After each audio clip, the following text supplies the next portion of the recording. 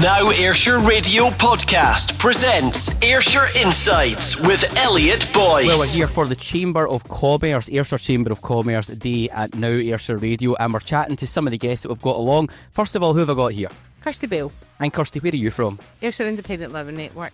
So Kirsty, tell us about what you do. So I am the coordinator for the Care Local project. We set people up in their own businesses and we support people in the local community. So we take people with their skills and we give them the tools to set up their own businesses. We give them one-to-one support with GrowBiz, and then we put them onto the directory. And when people are looking for support in their own homes, from maybe social work, getting out of hospital, maybe just elderly and frail, disabled, but not getting the right support that they need or they want, they can come along to Care Local. We would find them a micro enterprise and they would get the support that they would need in their own homes. Fantastic. So how does that differ from what's available just now through likes of the NHS and council services? Yeah, so it differs because the person that is actually supporting them, they can pick their hours and their times that they want to work. They're self-employed. So they would be meeting up with that one person on a weekly basis. It would be the same person. They would be building a relationship and trust, and they would be able to support them in the right way and going forward. So they wouldn't be going in and actually asking, what do we do in here today? They would know the person. They would build on the person. So it's kind of like a dedicated person that's dealing with you, but in a plan that suits that person. Yes, absolutely. Now, talking about it, so support that you offer as well. So if someone got in touch with you, is it a service that they pay for? How does it all work? Yeah, it is a service they pay for. So they would get in contact with me. They would tell me what days and times they would require somebody, what the duties would be within that house.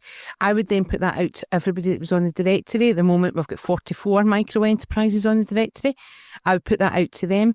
They would come back. So if it was maybe somebody in the Girvan area, Maybole area, nobody from Prestwick or Troon would take that on. So the people that are in the Girvan and Maybole area, they would come back to us and see if they've got availability. It could be a neighbour. It could be somebody 2-3 streets away from them. You don't even know about. They don't even know about, yeah. And it's linking these communities together again. And that is why we ended up with the Winners Community Wealth Building Award with the Ayrshire Chambers this year. Absolutely fantastic. Kirsty, last question. If someone wants to get in touch with you, how do they do that? They would email myself, so it's microenterprise@aylin.org. Kirsty, thanks for coming on this morning. Thank you very much. This is the Ayrshire Insights Podcast with Elliot Boyce. NOW Ayrshire. Well, we're here at the NOW Ayrshire Radio Business Day with Ayrshire Chamber of Commerce, and I've got someone else. Who am I speaking to? It's Pamela Campbell from Ayrshire Grooming Salon. So, Pamela, tell us what you do. I am a dog and cat groomer, and we also teach dog and cat grooming to as best a standard as we can possibly do, with animal welfare at the forefront. Fantastic. Now, how long have you been trading for? I've been trading for 16 years in total. And how did it all start? I take it you started off doing your own grooming, and how did it get to where you're at today, to the fact that you're now training other groomers? After my first initial going into the training school, I thought one day I want to have a training school, and it took me a good 10 years to build up the business, my own knowledge, my own experience, my own qualification, and then we just built it from there. What kind of people are you looking for? Because I take it, especially with what you've got at the forefront and understanding welfare, you're quite selective in terms of who you take through the course. What kind of skills and attributes are you looking for someone who may be interested in a career in dog or cat grooming? Anybody that has a passion for animals and the welfare of the dog at the forefront, because we're working with sharp objects and moving targets, and it's to have somebody with a bit of compassion, somebody that loves dogs and are keen to learn and build our industry in the right direction. Fantastic. Now, I'm pretty sure over all the years that you've been trading, there's got to have been some dicey moments with dogs. What is your dodgiest moment that you've had, and how did you manage to overcome that and deal with it? Sometimes it's actually just some of the dogs having a bit of an issue with the toilet. All right. Yeah, sometimes some dogs can have a bit of a dicky tummy, and sometimes it just explodes all over us. Oh, lovely. Well, do you know what? That's the benefit of working with animals. No decorum. You get what you're given. And we have to just get on with it. It's not the dog's fault. We just have to clean it up, and we just hope the dog's actually going to be okay at the other end. Absolutely. Now, how many people do you think you've taken through your training who are now out there as dog groomers? Well, we at last counted that we have 15 qualified groomers in Ayrshire alone. Fantastic. Running their own salons, which is just fantastic. And to be honest, it always seems, and you see it in social media. I mean, I know people who are doing it, no doubt they've even been through it yourself, but you see different people that are doing it. They always seem really busy. Absolutely. I think just with different things going on, COVID was a huge thing for the pet industry. And a lot of these dogs we're getting now are crossbreeds that need their coats taken care of by a professional. And we also, with the cats as well, there's lots of exotic cats out there, ragdolls, ragamuffins, Maine Coons, and we groom them all to as best a standard as we possibly can with the welfare at the forefront. Fantastic. Now, talking about the business, if someone might be sitting and go, do you know what, I would love to do that, but I don't know if I can afford to do that. What's the business model like for somebody who might be starting out dog grooming? Is there many upfront costs? How does that work? So with our courses, you do have to pay for your course, obviously, up front. We do have finance options. You can pay through Klarna. We've got the finance package. You know, it is an expensive industry, but if you do it right and do it with the needs that you want to do it for the love of the dogs and the love of the cats. So that's from your training side, but then if I'm going in and take it, you're going to need a number of materials as well to actually do that. Do you supply that as well? No, we don't supply it, but we have plenty of suppliers that we offer discount for, and we teach you in the right direction on what's the best equipment to get for the lowest cost, obviously to keep your own overheads down. Brilliant. Pamela, thanks for coming on this morning. Thank you very much. Thanks. Now Ayrshire Radio Podcast presents Ayrshire Insights with Elliot Boyce. Now Ayrshire. Well, we're still at the Ayrshire Chamber of Commerce Day here at Now Ayrshire Radio, and we're chatting to more people. First of all, here we've got Jennifer Hogg and Karen Henderson. So where are you from? We are both from Dalrymple, and we are both involved with the local music festival that's called Doonfest. Fantastic. So tell us about Doonfest for someone who may never have heard of it before. Okay, Doonfest was set up in, I think, 2017. 2017, and it is a local music festival which brings national performers to a rural area. We're a charity, we're not for profit, we're grassroots, and it's to inspire children and to get young adults and old adults along and see live performances up close and personal. It's also to bring the music festival vibe and the excitement of that to an area and a community that wouldn't necessarily have access to it. So we don't, we've got stages for local artists, but we also really try to bring in the same artists you would see in any other big festival and make sure that this community has access to something very special indeed. Fantastic. So tell us about from the journey from when it started to where it is just now. What kind of numbers are you getting at the moment? I think we need to bear in mind that when we started in the school playground at Dalrymple Primary School. Wow. With a tent of 250 people. And we had a meeting, it was actually a fireside meeting with an old friend who's now dead, unfortunately, Kirsten Park. And we came up with the idea, and that was in the February, and we put it on in the July for the first time ever that same year. Fantastic. So it all came from an idea. Starting at Dalrymple Primary, 250 people. Where are you now and what's your numbers now? Where are we now is that we've got a main marquee which is 500, 600, and we're slowly increasing it every year. We've got live music in the bar tent, and next year we're excited because we're going to have a Now Radio tent, which will have young local performers. Fantastic. Hopefully get to come and play some tunes down there as well at Doonfest. So what's your vision then for the future? Where do you see Doonfest in 5-10 years' time? Oh my goodness, I'll be retired. Doonfest itself, I think Doonfest will continue hopefully to grow, but not necessarily in numbers, not to a crazy big size, but it's such a special wee festival. It brings something quite unique to the area, and I would love to see it just become this polished gem that people just know that for that weekend a little bit of magic happens. Tremendous performers will come, young people will be inspired to come and be part of it. There's a very friendly, safe family community feel to it. It's, as Jennifer said, we're not-for-profit charity, so we work so hard to make sure that everything during the day is completely free. So if you've got youngsters and everything's going up in price, you can come and spend the whole day there completely free and have access to everything. I just want to see that remaining because I think it's such an important part of the community. No, fantastic. It's an amazing thing that you're doing, an amazing part for Doonfest and where it is as well. So, Jennifer, tell us, what do you do outside Doonfest? Okay, I have two jobs actually. I'm an advanced nurse practitioner at Maybole Medical Practice, and I'm also a local councillor based in the Doon Valley area for East Ayrshire Council. And talking about being a councillor, what do you think the challenges are in that, and what inspires you to get into being a councillor?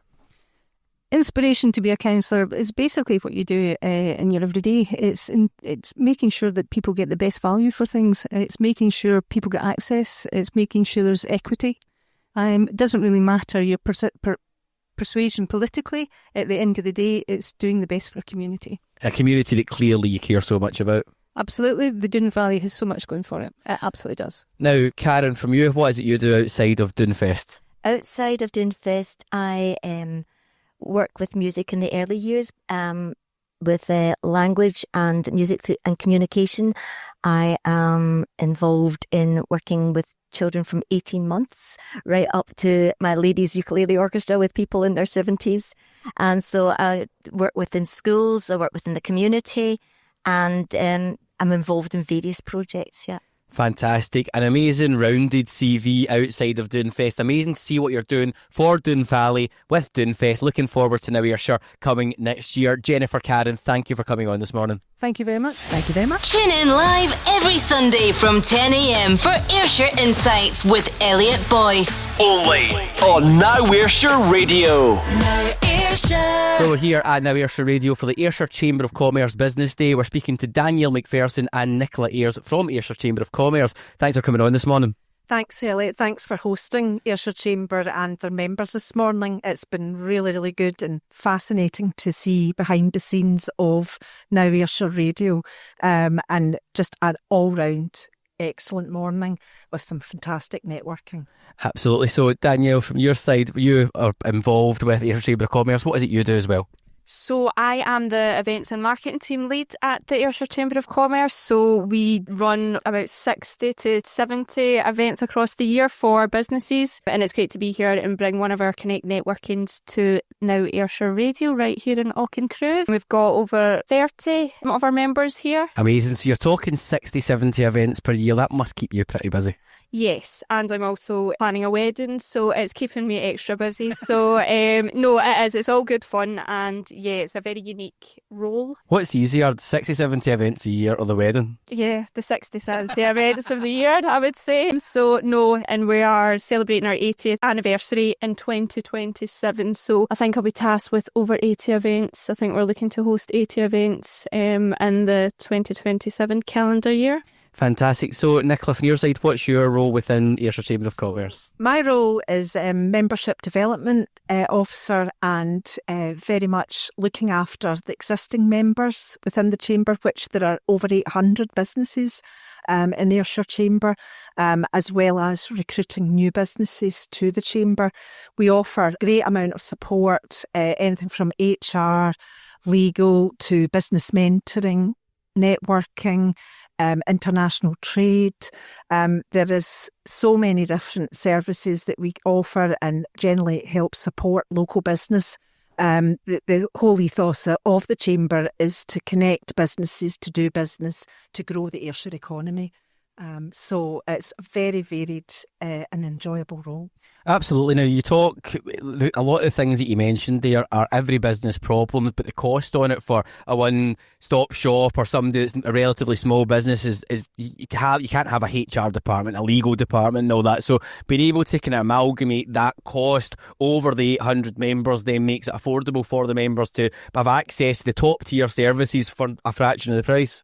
Absolutely. And I think that's the thing. There's a preconceived ideas of a lot of people are that, it's expensive, it's only for large businesses. But in actual fact, it's not at all. It's a huge value to the membership, and it is very affordable to even smaller businesses. Fantastic. So Danielle, back over to you. From your side, in the going on the 80 years, what's the big celebrations that you're looking to do for the 80 years of Ayrshire Chamber of Commerce? So I think it's very top secret, so I think we are currently just in early discussions on what we're looking to do, but I think it's looking back on our members who have been long-standing members. I think it does go back way over 80 years, so I think it's us looking and doing a bit of kind of research within in-house just to kind of see who are our long-standing members, and if there is something that we can do around that, just to kind of share the history and bring the history of the chamber again, how it's probably evolved across the years in terms of how things have changed and the elements within it. What do you remember from the early days of the chamber? My first memory of the chamber would be probably the team and how supportive they were. I started at the chamber when I was 17, so it's a long while ago, and I've went through kind of various roles within the chamber, so I've seen it from all sides, and it's such a unique, I would say, place to work. The people you meet, the team as well, it's just such a supportive kind of like family knit close team, I would say, and everyone is just supportive of each other.